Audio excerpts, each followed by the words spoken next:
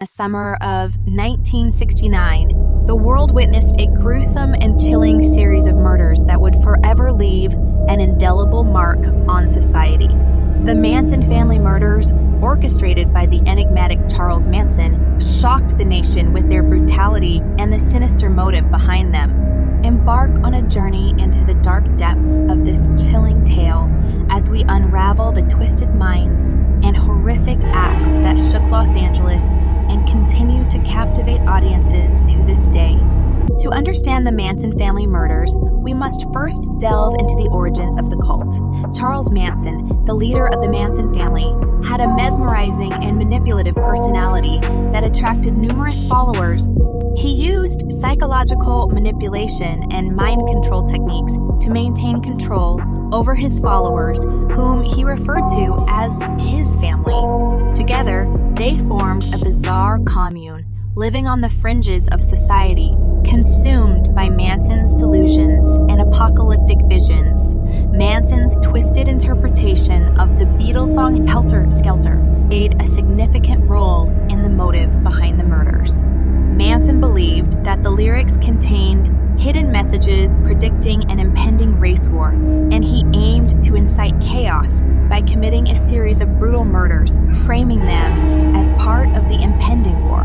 On the fateful night of August 10, 1969, Manson ordered his followers to commit a gruesome act that would shock the world. Lino and Rosemary LaBianca, an innocent couple, became the victims of unspeakable violence in their Los Angeles home. The brutality of the murders and the random selection of the victims sent shockwaves throughout the city. Just 2 nights before the LaBianca murders, the Manson family struck at the residence of actress Sharon Tate and her friends. The Manson family specifically targeted affluent individuals, including actress Sharon Tate and her friends, who were staying at her residence on Seal Drive in Los Angeles.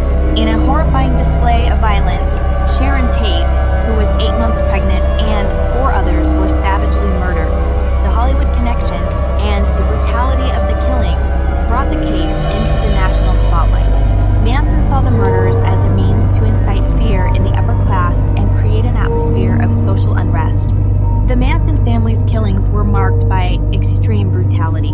Victims were subjected to multiple stab wounds, beatings, and other forms of torture. As panic gripped the city, law enforcement agencies launched a massive investigation to apprehend the culprits. The Manson family cult was ultimately caught due to a combination of circumstances, vigilant law enforcement work, and a stroke of luck.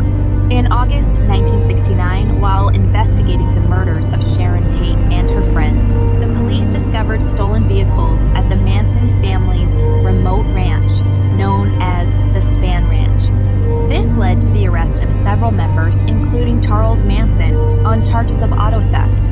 While in jail on the auto theft charges, Manson family member Susan Atkins, feeling remorseful and seeking attention, began boasting about her involvement in the Tate murders to her cellmate. The cellmate, alarmed by Atkins' confession, informed the authorities, who then connected the dots between the Manson family and the Tate LaBianca murders. Her revelations further exposed the true extent of Manson's control over his followers. Detectives investigating the Tate LaBianca murders, led by Los Angeles Police Department detectives, and the prosecutor meticulously pieced together evidence and testimonies to build a case against Manson and his followers. They interviewed witnesses, collected physical evidence, and obtained information from various sources, including former members of the Manson family. Linda Kasabian, a former Manson family member who had been present during the Tate murders but had not actively participated, turned state's witness. Her testimony was crucial in providing first-hand accounts and details about the crimes and Manson's control over his followers. The capture of Manson and his followers brought a temporary sense of relief, but the horrors they had unleashed left an indelible scar on society. During the trial and subsequent interviews, Manson and his followers showed little to no remorse for their actions. The trial of Manson and his followers became one of the longest and most highly publicized trials in American history. It lasted for over 9 months, from June 1970 to January 1971, capturing the attention of the nation and the world. Charles Manson prominently displayed a Nazi swastika tattoo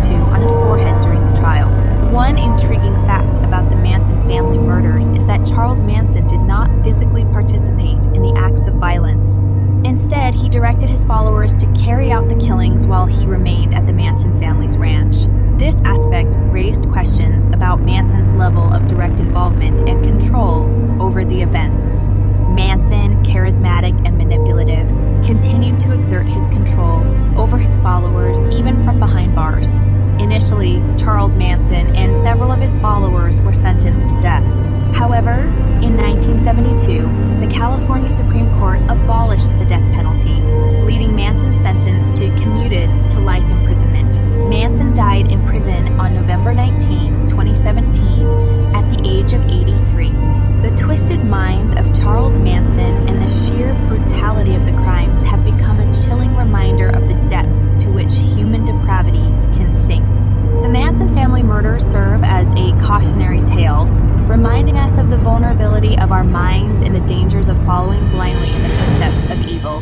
Manson's name has become synonymous with evil and manipulation, making him an enduring symbol of the dark side of humanity.